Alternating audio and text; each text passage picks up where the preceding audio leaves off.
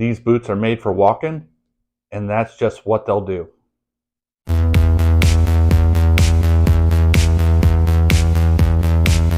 Welcome back to Life in My Shoes Reviews and Such. I'm here with my guest, the Amberjack boot.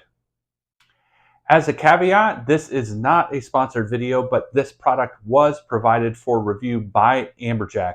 I'm under no obligation to say anything specific about the product. Per the norm, we're going to look at three specific categories. The first being the purchase. If you were to purchase this product on your own, what would that purchase look like? Then I would tell you about the product as described by Amberjack. And finally, I will give you my thoughts and opinions. So let's launch into the purchase. Amberjack has a very simple naming convention. They call this the boot. The delineation comes in with the coloring. Each color has a different name. This is called copper.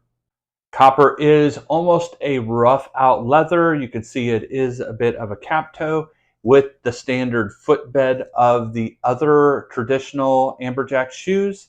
I got this in the size of 11.5 and it retails for $209.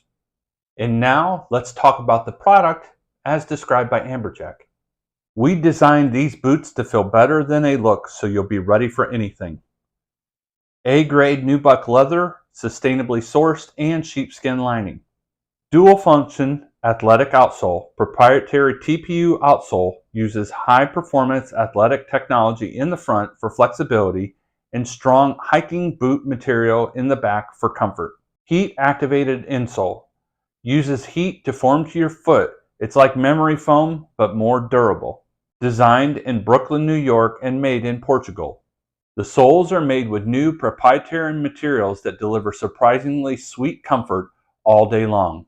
Our A-grade full-grain leather comes from one of the best tanneries in the world, who also happens to be our business partner. That means you get incredible quality at a price you won't find anywhere else. These shoes are made by masters in Portugal who have decades of experience but also aren't afraid to get a little futuristic with it.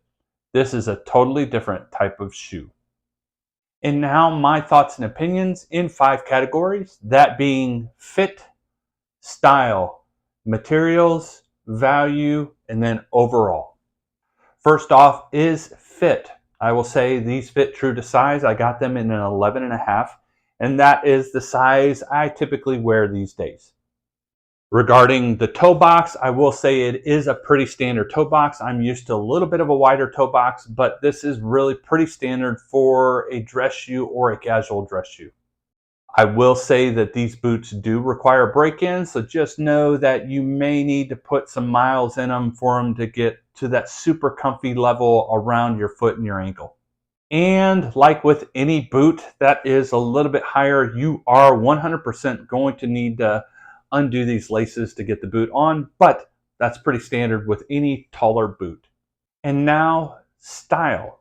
Regarding style, I mentioned it earlier, but I'll reiterate it. This is a little bit more of a rough out leather. Now they do have multiple different styles in this boot. Each color is a little bit different. They have, I think, a rough out in black, but then they have more of the shiny leather. So just know that this specific one is rough out, and it gives it a little more of a rugged and more adaptable to the casual side of fashion. Having said that, because it is more of a rough out, it probably is more of a stretch to go more into the dressy category. I would probably stop with a khaki with this. You're not going to be able to dress this up much more than that. That's just because of the styling of it. The shoes or the boots that have the more finished leather would be able to dress up better. I mentioned it, it does have the cap toe and does have a lot of leather reinforcement around the footbed. I don't have experience with the Thursday boot, but this gives me kind of the feels that this could be a competitor to some of the Thursday boots. Now let's talk about materials. As I mentioned, this is more of a rough out leather, but it is super soft. And additionally, the sheepskin on the interior of the boot is equally soft and breathable, surprisingly, for being an all leather upper. I recently reviewed the Amberjack slip-on, and this is the same footbed, so you're getting the same level of comfort in this shoe that you would on the slip-on. So it is a very comfortable ride, but again, even with that heated insole, you're going to have to wear it and break it in to get the insole shape to your foot, but also to break in the leather. Now let's talk about value. These boots are $209, but if you were to go and look, for example, I mentioned the Thursday boot earlier. If you were to go and look at the Thursday boot, you're going to be in that price range for a boot. So you have to be the one to determine whether this holds the value of $209. I think it is a nice boot. I think it is a nice boot that can be worn casual and can be worn a little more dressy casual. And it has a little bit of that rugged look. I think it is stylish. And so from my perspective, I think it is worth the $209 value. Overall, I really like the boot. I am a bit of a boot junkie. I have at least 2 pair that are taller like this, one being a pair of Doc Martens. I probably have 4 or 5 pair of ankle boots. I really do like boots. I like the look of them. I like the styling of them. Unfortunately, because I live in the southeastern United States, it is warmer here, so I do not get as much wear time out of my boots as I would like. But I can tell you that this upcoming fall and winter, if you can call our winter here winter, I will be wearing these with regularity because they are super stylish. They will easily wear with any kind of jeans or khakis that I may wear, or even any of the athleisure pants that I own. As a reminder, these boots do take break-in, so do not think you're going to bust them right out of the box and be wearing them quite extensively. I would say give them time. Give them time to break in the leather, give them time to break in the heated insole to shape your foot.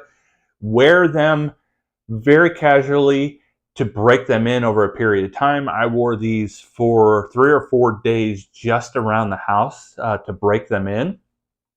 And I still probably have a little more break-in time, but that's okay. That's an investment I'm willing to make in this boot.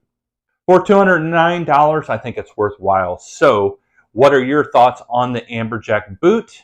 Thanks again to Amberjack for sending these boots for review. I hope you've enjoyed this review. Let me know your thoughts and opinions below, and I will be back soon with another review.